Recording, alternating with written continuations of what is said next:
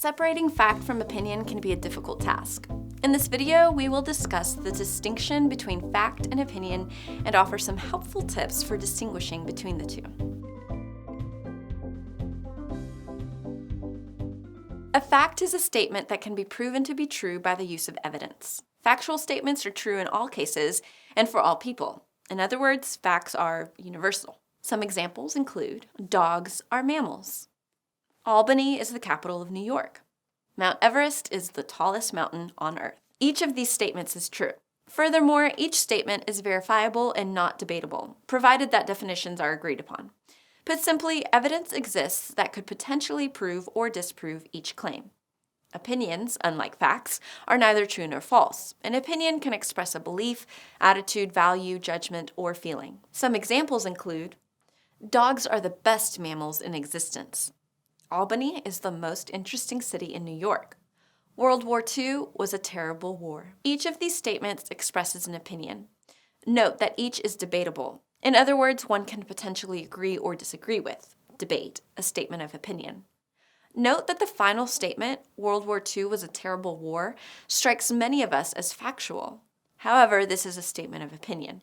Yes, most people would consider World War II terrible. However, there is always the possibility that somebody out there holds a different opinion, as strange as they may seem. It is very rare for a statement with a value word like terrible to be factual. Now that we know the differences between a fact and an opinion, it's important to know how to distinguish between them when reading literature.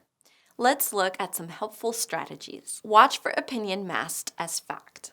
A lot of times, professional or technical language can seem factual. In particular, you'll want to watch out for predictions.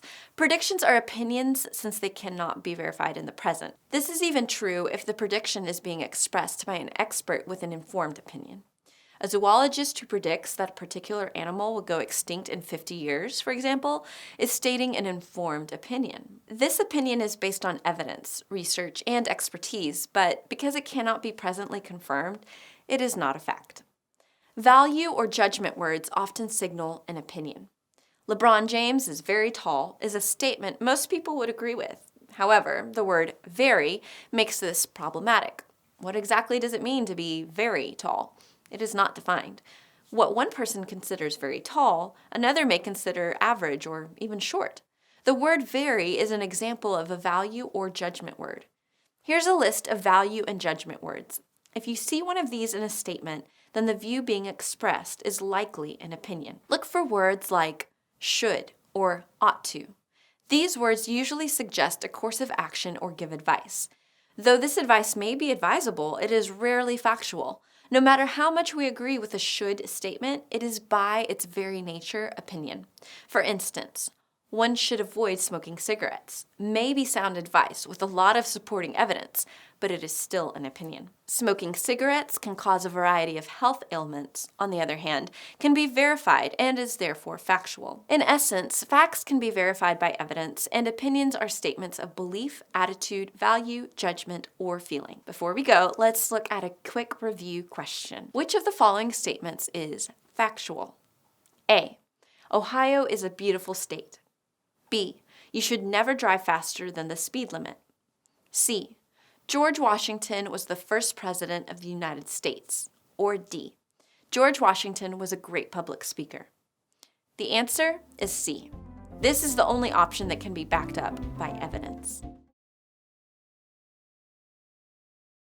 When reading a piece of literature, especially older works, it can be difficult to see the relevance and prose from our 21st century perspective.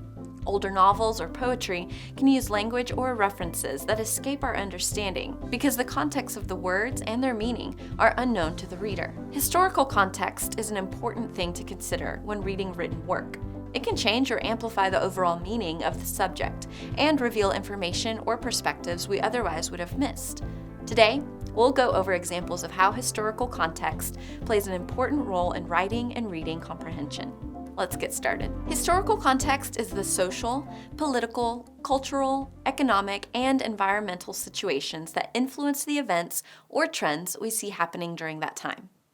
Therefore, if we are unfamiliar with the traditions, culture, thinking, or events happening at any time in history, we could misinterpret or lose the meaning of a piece of writing we are reading. Effective ways to consider historical context in writing is to ask the following questions. Who is the author? When was it written? Are there any references or languages you don't understand? Could they be specific to the time period? And were there any religious, cultural, political, or economic events happening at the time that could have influenced the writer and their piece? Let's delve a little further into this by looking at George Orwell's classic, Animal Farm. If you're unfamiliar with the book, it's a story about how a group of farm animals rebel against their farmer and decide to run the farm on their own. The story proceeds with the newly independent animals trying to decide how to rule and who will rule the farm. After much drama, the story ends with the pig, named Napoleon, ruling as the dictator and the farm deteriorating back to the old squalid conditions from before they rebelled against the farmer. To some, the description of this book might sound like a lively fictional tale or a spin-off of a children's cartoon. But when you take historical context into consideration, you'll see this story is heavily influenced by events leading up to the Russian Revolution of 1917 and tensions with the Soviet Union, its allies, and the Western world at the time. Many people,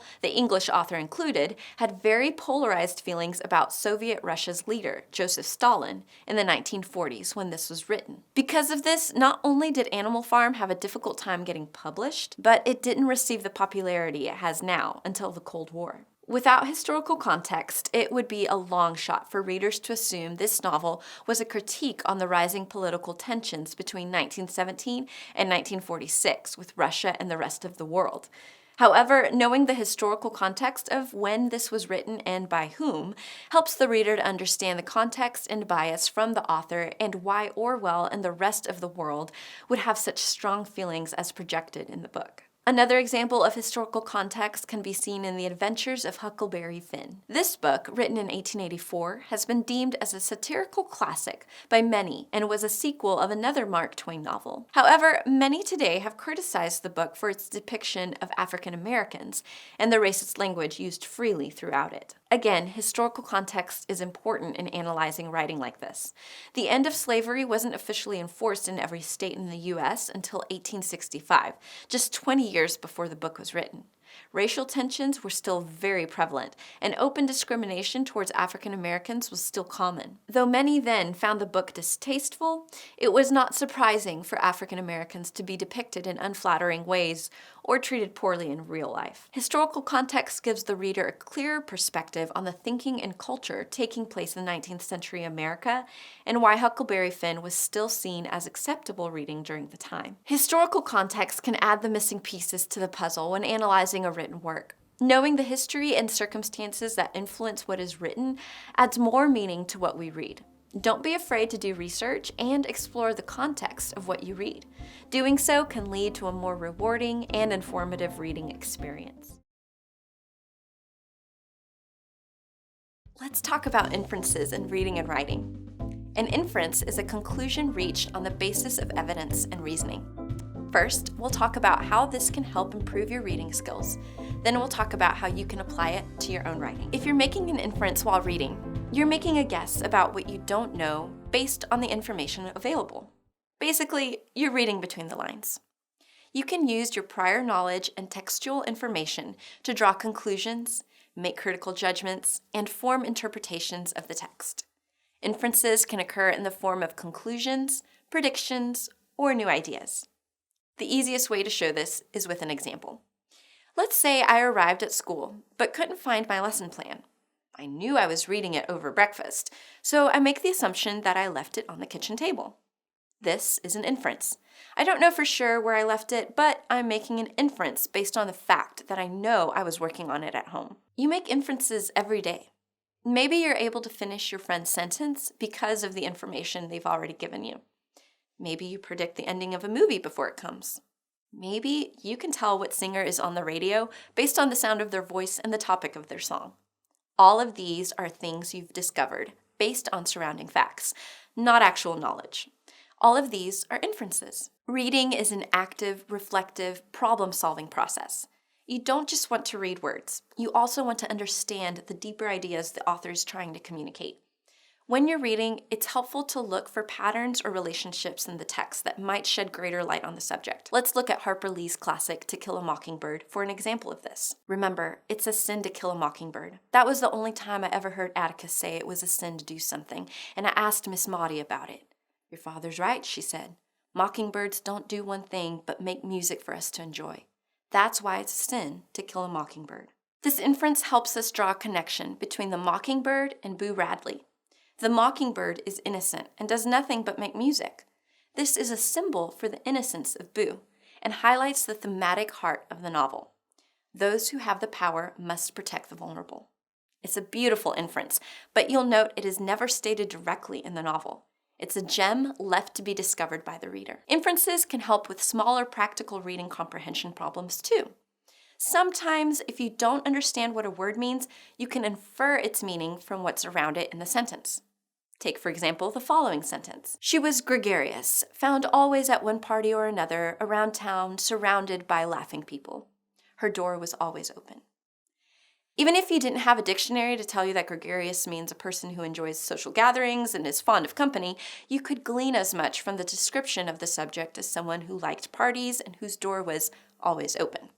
Now, let's talk about how you can work inferences into your own writing. Try this.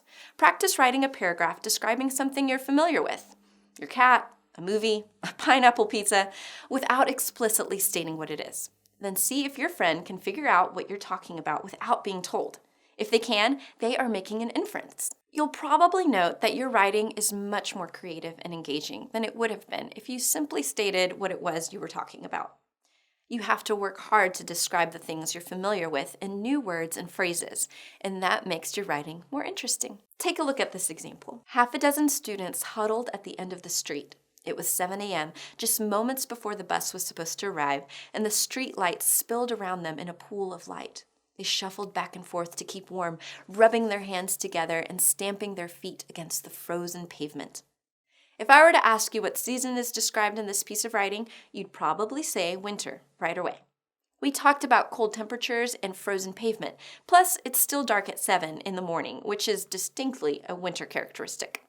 You can see how writing for inference in this case was more imaginative and effective than simply saying, "Students waited in the cold winter for the bus." To sum up, understanding inference can enrich your reading by helping you read between the lines for the author's intent. It can also enrich your writing by helping you paint vivid pictures without stating the facts directly. I hope this video has inspired you to use inferences in your own writing. Hi, and welcome to this video on predictions. As we are reading a story, whether we realize it or not, we are making predictions. This is particularly the case when we are reading actively instead of passively. Reading actively means that we are engaged with the text fully and immersed in its world. Our thinking about that fictional world allows us to come up with possible outcomes, meaning we use textual evidence to make predictions. Today we'll be looking at two types of predictions and how to best make predictions while you're reading. Let's get started. So like I said, we'll be looking at two basic kinds of predictions. Predictions based on our knowledge of how literature works, and predictions based on information the text has already given us. The first type uses a slightly different way of looking at literature than the second. Though there is a lot of literature out there, there are often ideas or basic tropes that remain constant, or at least common, throughout most works. For instance, we understand how protagonists work and how they deal with conflict.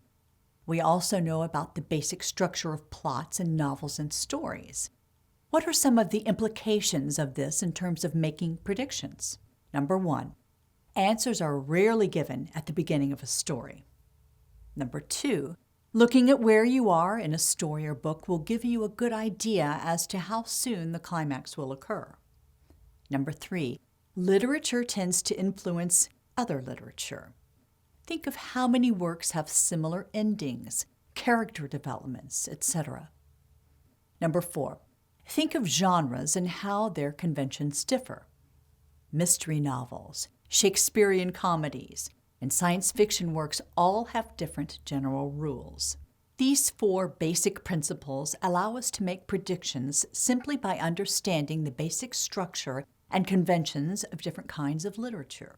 For example, after reading 1 or 2 Jane Austen novels, you will likely be able to predict how future works by Austen will end. You can go further and apply this to romance novels in general, as they have been deeply influenced by the rules and conventions created by Austen. Now let's look at our other type of prediction making, predicting based on information in the text. One of the tools many authors use in their writing, which is helpful when making predictions, is foreshadowing. Defined simply, foreshadowing is a literary device used by authors that hints at developments occurring later on in the story. Some forms of foreshadowing are more direct. They are obvious or ironic statements that let readers know what is likely to happen. However, sometimes the author may use subtle foreshadowing, which usually consists of clues that don't become apparent until after the foreshadowed event comes to pass. In this case, you can look at an event in the text and think back to what previously happened and almost say, I should have seen it coming. Let's look at an example of direct foreshadowing. Lauren Oliver's Before I Fall contains a clear example of direct foreshadowing in the very first sentence of the book, as the narrator states, "They say that just before you die, your whole life flashes before your eyes, but that's not how it happened for me." Here we know from context that the narrator must be dead. However, we know that the narrator's life did not pass before her eyes, as it's known to happen. Therefore, the phrase, "That's not how it happened to me," makes readers ask, well, how did it happen to you? This kind of direct foreshadowing works to make readers want to continue reading in order to find an answer to the question posed. You can make predictions by thinking outside the box here, as the information suggests that the narrator will not experience a normal death. Another example occurs in J.R.R. Tolkien's The Hobbit. In Chapter 7, Bilbo and his band of dwarves enter Mirkwood Forest and are warned several times about straying from the main path by the character Beorn. The final warning is written as such: "Be good, take care of yourselves, and don't leave the path." First, the fact that this is mentioned several times before Beorn's final warning makes it pretty obvious foreshadowing. And the fact that Beorn's final warning is in all caps drives home the point. We can infer from all of this that there is danger if Bilbo and company stray from the path, and perhaps more importantly, that they will in fact stray from the path. We can reasonably conclude this because otherwise discussing the path so often would be a waste of space. For an example of subtle foreshadowing, let's look at Shakespeare's Romeo and Juliet. "Tut, man, one fire burns out, another's burning. One pain is lessened by another's anguish. Turn giddy and be helped by backward turning. One desperate grief cures with another's languish. Take thou some new infection to thy eye, and the rank poison of the old will die." In this dialogue, Benvolio is advising Romeo, who is in love with Rosaline at this point, to fall in love with another in order to cure himself of his infatuation. There are a few things going on here. First, we see Romeo deeply in love with Rosaline. In this way, his future mad love for Juliet is foreshadowed in a subtle manner. But even more subtle here is the reference to rank poison. The rank poison of his love for Rosaline does in fact pass once he meets and falls in love with Juliet. But it is this love that ultimately leads him to literally die by poisoning himself. Unlike the previous examples of direct foreshadowing, it would be difficult for readers to piece this together until after reading the play. Then in future readings, or just by thinking back to this dialogue after a first reading, these lines become all the more powerful. In terms of making predictions, it is often much easier to focus on direct foreshadowing. Let's take a look at some useful aspects for understanding foreshadowing and making predictions. First, be on the lookout for what's known as Chekhov's gun. A Russian writer, Anton Chekhov insisted on getting rid of all unnecessary elements in his works, so as to leave nothing hanging or unexplained at the end. He said, "If in the first act you have hung a pistol on the wall, then in the following one it should be fired. Otherwise, don't put it there." Though this is not always true, you will find that many writers follow this rule. You can actually see this used in the previous example from The Hobbit. Warning Bilbo to avoid straying from the path would be an unneeded thing to repeat and emphasize if he weren't going to eventually leave the path. Then again, there's also the red herring. A red herring is a literary device that misleads the reader. It is essentially a dead end. Red herrings are often used in mystery novels in order to build suspense and hold off on revealing the actual suspect too early. Secondly, be mindful of genre. Different genres have different rules and conventions. For instance, we know from reading mystery novels or watching Law and Order that the obvious suspect is rarely the correct one. Therefore, we can make predictions about the actual culprit based on this knowledge. Works of science fiction, similarly, often include plot twists. Things aren't quite what they seem until we read further. Therefore, being suspicious of the obvious is one means of making predictions, or at least one way to avoid making incorrect predictions. This is where using other works to make predictions comes into the picture. We can make predictions by thinking about how other works in a particular genre have functioned. The more mystery novels you read, the better you will become at predicting the culprit. The more Shakespearean tragedies you read, the easier it will be for you to make thoughtful predictions about the ending. Though not all events in a text can be effectively predicted, foreshadowing often offers a way for readers to logically piece together a story's outcome. Reading carefully and looking for possible instances of foreshadowing is one strategy for making these sorts of informed predictions. Now, before we go, here's a review question to test your knowledge. Which of the following is an example of a red herring? A suspect initially thought to be the murderer ends up being innocent. B, a warning from a psychic comes true. C, a character enters a place that he is warned about and faces conflict. Or D, Katniss takes Primrose's place in the Hunger Games. The correct answer is A. I've told you to clean your room a million times. When I was your age, I had to walk 15 miles to school barefoot in the snow. Ever heard statements like that before?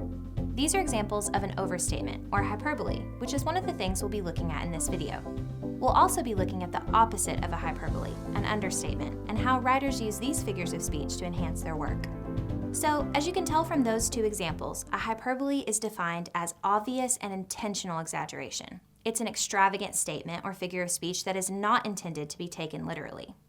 We use hyperbole, or at least hear it, quite often in day-to-day conversation. For example, you might say to a friend, "I haven't seen you in an eternity." You saw this friend just last week, but to get the point across that it has felt like a long time, you exaggerate by using a word that implies it's been forever. Since this is an exaggeration and is not meant to be taken literally, it is a hyperbole. It is crucial to keep in mind that there are certain elements that make a hyperbole's function differ depending on context. In this case, the word eternity was used to create emphasis, but in a different situation, it could be used ironically. If you just recently saw your friend and coincidentally encountered him 20 minutes later, then making the same hyperbolic statement would have an ironic effect. Whether for emphasis or irony, hyperbole is never literal and is always an intentional and obvious exaggeration. Hyperbole is not just something that we use in conversation. Authors have used it as a literary tool for centuries. Take Shakespeare's A Midsummer Night's Dream, for example. The character Aegeus is in opposition to the relationship between his daughter and Demetrius, saying, "With cunning hast thou filched my daughter's heart." Obviously, Demetrius did not literally steal the blood-pumping organ from Aegeus's daughter. Saying that he has stolen her heart is an exaggerated way to imply that Aegeus is displeased with the situation. Here's a more recent example from Kurt Vonnegut's Slaughterhouse-Five. When the Americans and their guards did come out, the sky was black with smoke. The sun was an angry little pinhead. Dresden was like the moon now, nothing but minerals. Here, Vonnegut describes the aftermath of the bombing of Dresden during World War II. The hyperbolic sentence, Dresden was like the moon now, nothing but minerals, works to emphasize the destruction of the city after its bombing. This arguably has a much more powerful effect than simply saying Dresden was badly damaged. The hyperbole here may overstate the extent to which Dresden was damaged, but it drives the point home that the damage was extensive, perhaps difficult to put into language beyond the use of hyperbole for a reader who did not experience the bombing of the city as Vonnegut did in real life. So now that we've looked at hyperbole, let's flip things around and look at understatements. Instead of exaggerating, an understatement works by diminishing or minimizing the facts or situation at hand. Without context, these statements appear to be normal. Let's look at some examples.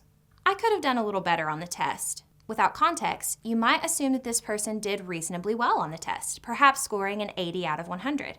However, if this person only made a 20 out of 100, his remark would be an understatement. He obviously could have done a lot better on the test. Other examples would be saying, "It rained a bit more than usual," after a storm that lasted an entire week, or saying, "We've had better games," after losing 70-0. Understatement, then, is often humorous and usually ironic. However, it can also be used sincerely in everyday speech for speakers to minimize or downplay the situation. Take the last example. The football player could be commenting on how terribly the game went in a humorous way, or he could be minimizing the importance of the loss in an attempt to distract from the terrible score so he could move on. Understatement is also used quite often in literature. Here's an example from Shakespeare's Romeo and Juliet. "What, art thou hurt?" "Aye, a scratch, marry, 'tis enough. Where is my page? Go, villain, fetch a surgeon." In this scene, Mercutio has been mortally wounded. Understatement appears when he reduces his wound to a mere scratch. Understatement in this case can serve a few purposes. For one, it tells us something about Mercutio as a character. His willingness to call his severe wound a scratch suggests that he is courageous and stoic. Secondly, for readers or viewers of the play, this initial assessment of the wound may lead to the belief that it is not so severe. Thus, realizing later on that the wound is mortal may come as a more dramatic and powerful shock. Let's move into the 20th century with F. Scott Fitzgerald's The Great Gatsby. "I've got a nice place here," he said, his eyes flashing about restlessly.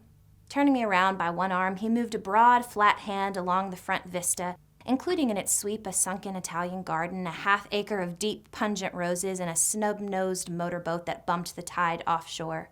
Here, the extravagantly wealthy Tom Buchanan describes his place as merely nice. The latter description shows that the place is much more than nice, thus calling it such is an understatement. The understatement in this case could say a lot about Tom. He could be attempting to downplay the magnitude of his estate in order to avoid appearing like a braggart, or he may be so used to his wealthy lifestyle that he can only think of what most people would think of as extremely extravagant as nice.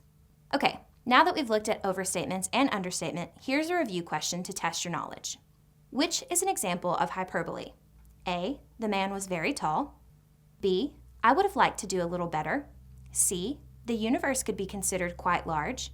D, the spider was the size of a Buick. The correct answer is D. Though the spider may be large, saying it is the size of a car is an exaggeration. When reading a piece of literature, especially if it's lengthy, it can be difficult to pinpoint the main ideas and events that took place. Summarizing text is a useful tool for not only recalling lengthy text, but also for organizing the text's main ideas. In this video, we'll look at how to write a summary and what a summary should include. A good summary is a brief recollection of the main point of the piece.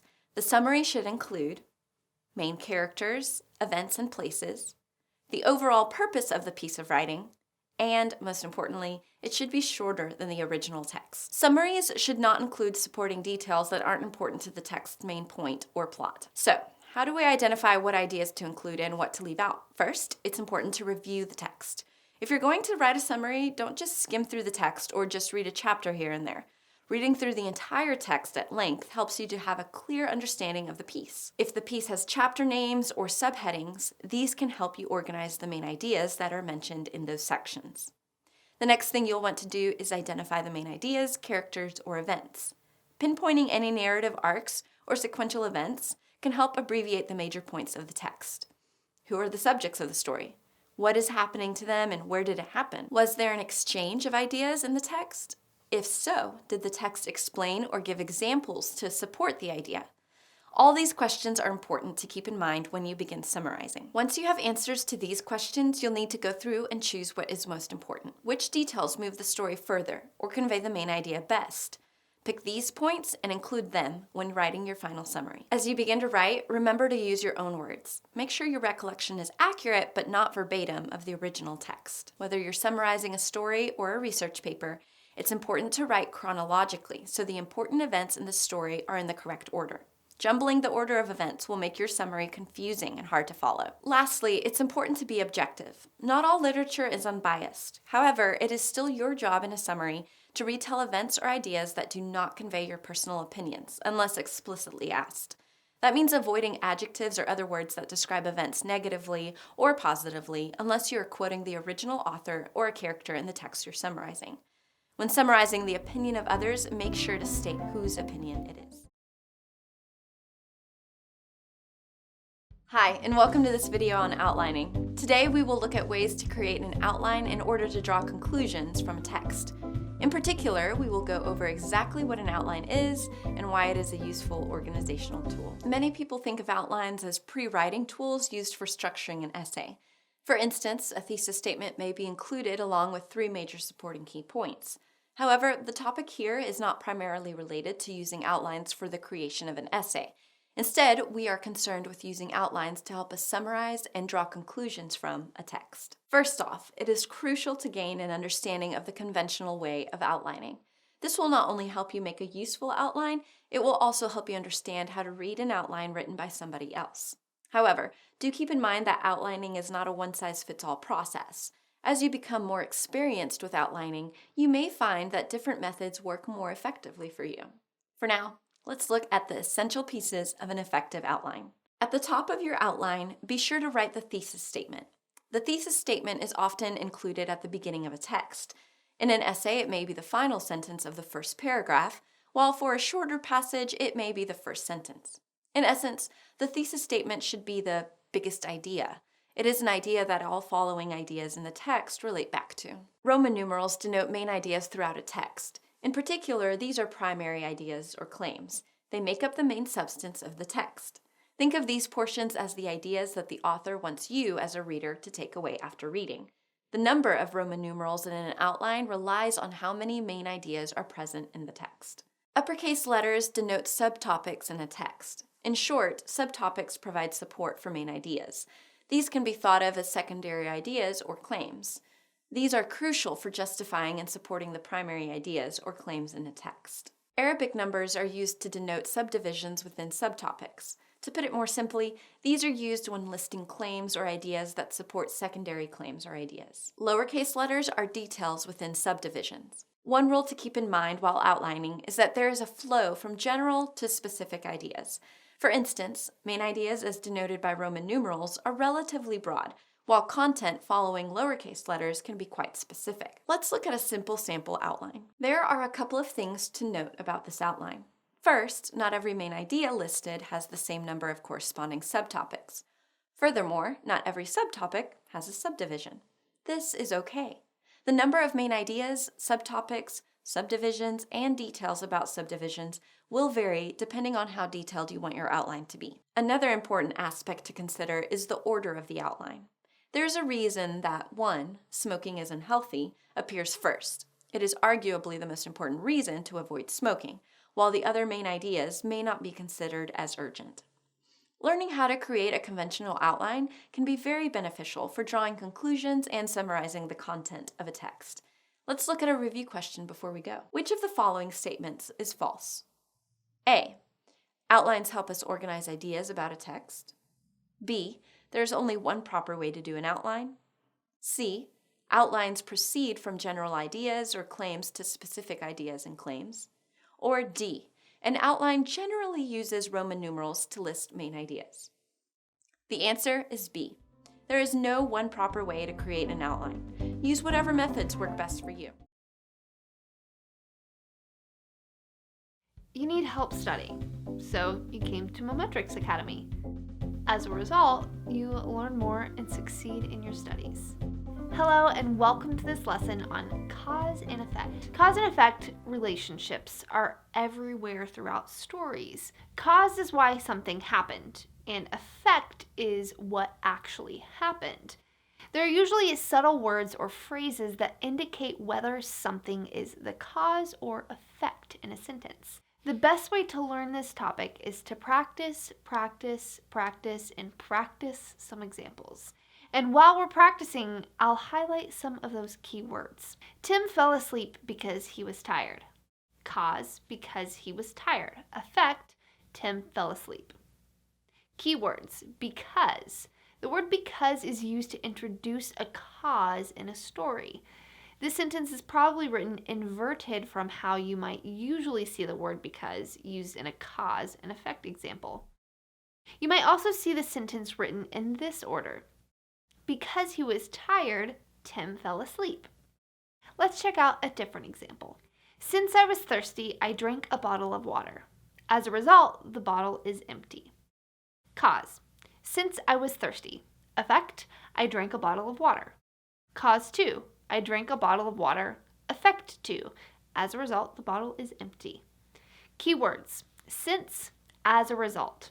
In this example, there are 2 causes and 2 effects. There are also 2 keywords. The word since is used to indicate a cause, just like the word because in the previous example. The first sentence follows the same sentence structure as our previous example once we inverted it. It begins with the keyword and the cause follows after. The phrase as a result is used to indicate an effect in a sentence. This sentence also follows similar sentence structure. However, instead of introducing a cause in the sentence, it is introducing an effect. Here's a list of other keywords to be aware of when identifying causes and effects in stories. Cause, if, maybe due to, because, and since. Effect, then, consequently, as a result, for this reason, and so. When identifying cause and effect in the stories you're reading, just remember to slow down, examine the sentence, and look for key words. That's not to say that there will always be keywords to give it away. However, you can still find the cause and effect by asking what happened and why it happened. Hi, and welcome to this video on primary and secondary sources. Determining the difference between primary and secondary sources can be difficult. In essence, primary sources are objects, usually written works, created during a specific time that relate to the specific time or topic that you're studying. A novel or an autobiography would be examples of this. Secondary sources, on the other hand, are texts that analyze, interpret, or comment on primary sources. However, this is only a quick definition of primary sources. As you will see later in the video, what is considered a primary or secondary source can shift depending on context. First, let's define primary and secondary sources more fully and look at some examples before taking a look at how to find them. As previously suggested, primary sources are sources that were created during a specific time and discuss that specific time or topic during that time, and secondary sources comment in some way on these sources. In many cases, secondary sources are meant to be persuasive. Before going too far, let's look at a list of sources considered primary and secondary. Primary sources include creative works such as poems, novels, and plays, diaries and correspondence, original documents like birth certificates, autobiographies, manuscripts, speeches, constitutions and laws, government documents, or a journal article with new findings. Secondary sources include criticisms of art, whether it be literature, film, music, or what have you, journal articles containing analysis or commentary, textbooks, encyclopedias, interpretive or analytical books, or political commentary. Keep in mind that these lists are only partial.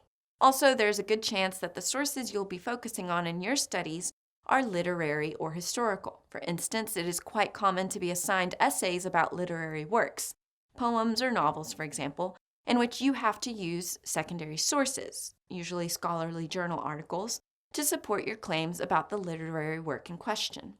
Things can start to get a little more complicated here. Sometimes primary sources can be considered secondary sources, and some secondary sources can be read as primary sources. It all depends on the context and purpose for which a source is being used. For example, an ancient encyclopedia might be studied as a primary source if it is being analyzed and interpreted in order to learn about the era of its publication. However, encyclopedias usually are considered secondary sources. Don't worry about this too much, though. The primary-secondary source distinction is useful about 99% of the time. Just try to keep in mind that not every source can be pigeonholed into just one category. Now that we know what our sources are, let's look at how you go about finding them in the first place. Finding sources is often a hassle. It can be anxiety-producing, and many students simply do not know where to begin their search. The best place to begin looking is the library. However, in this instance, the library can mean two things. It could mean the actual brick-and-mortar building, or it could mean an online database. The second option is much more user-friendly for citizens of the 21st century and can be accessed through your library's website. If you're attending a university, then try to access the online database through your school's library homepage. Many public libraries and secondary school libraries also offer this option. Search terms will vary between websites, so it's important to experiment with search criteria. For instance, you may find a search filter that allows you to search for only primary sources. As for secondary sources, consider using databases that are commonly subscribed to by educational institutions. EBSCO, JSTOR, and ProQuest, to name a few. There are countless other databases with different specializations ranging from literature to law. Consider searching through the different databases related to your subject in order to find a useful database for you. Ultimately, databases are full of useful secondary sources. If you're unable to access these types of databases, another option for pursuing secondary sources is Google Scholar. Google Scholar is essentially a free-to-use online database of scholarly sources. Though many sources are trapped behind a paywall, this option also provides many free-to-read sources. If you prefer a non-internet approach, consider strolling through the library for books on your chosen topic. And of course, when in need, ask a librarian for help. They are experts at determining primary and secondary sources and will be more than willing to point you in the right direction. Now, let's take a look at some helpful tips to remember as you start putting together your sources. Aim to use credible sources. In terms of secondary sources, articles published in scholarly journals and scholarly books work best and are considered the most reliable. This is due to the fact that they have been peer-reviewed by experts in the field before publication. Personal blogs and Wikipedia are usually not considered credible sources. Remember, anyone can post whatever they like on personal blogs. Wikipedia is open to be edited by anyone, so it also often lacks credibility. It's also a good idea to ask your teacher or professor about what they accept as primary and secondary sources. Instructors have different ideas for what they consider a credible source. When in doubt, ask for clarification. Remember that not all sources are equal. Certain sources, like newspaper editorials or brief news stories about a topic, do not hold as much credibility as scholarly articles and books. First, editorial pieces in newspapers or on websites are often biased and go through little peer review or vetting before publication. Writers of such pieces often have a political axe to grind on, or perhaps worse, are themselves misinformed about the topic. Newspaper articles, though useful in some cases, usually offer only a very shallow reading of an event or topic, which doesn't allow you to get all of the necessary information. Aim for sources closest to the original. What does this mean? Simply put, if you want to discuss a particular writer's work, whether it be a primary or secondary source, try to find the original source. For example, instead of using a summary from Wikipedia or Cliff Notes, aim to familiarize yourself with a primary source. This is important because sources that summarize other sources are removed from the source itself. You never know when a bias can enter the equation or, even worse, false information. If you find a particularly interesting argument used in a secondary source, aim to find where that argument was originally published. Many scholarly sources rely on arguments from previous secondary sources. Therefore, Johnny Smith may use an argument initially created by Jane Johnson in an article he's written. Instead of relying on Johnny Smith's interpretation or summary of Jane Johnson's work, try to go back and find Jane Johnson's original source. This is important because it is possible that Johnny Smith is himself misreading or editorializing Jane Johnson's argument. Therefore, reading the original source prevents the possibility of interpretational bias. In the end, the further away from the original source you go, the higher the chances that the meaning of the original has been twisted or misinterpreted, whether intentionally or unintentionally. Lastly, who is the publisher? Anyone with enough money can start a publishing house. However, certain publishers have more credibility than others. In particular, look for works published by university presses. Though these are not the only credible sources, they are usually a safe bet. When in doubt, consider searching for the publisher's website online in order to get a feel for its credibility. Finally, before we go, let's look at a review question. Which of the following is not a primary source? A, a novel. B, a textbook. C, a diary. Or D, a speech. Correct answer is B, a textbook. A textbook is a secondary source because it is expounding upon or commenting on other sources. I hope this review is helpful. Thanks for watching and happy studying.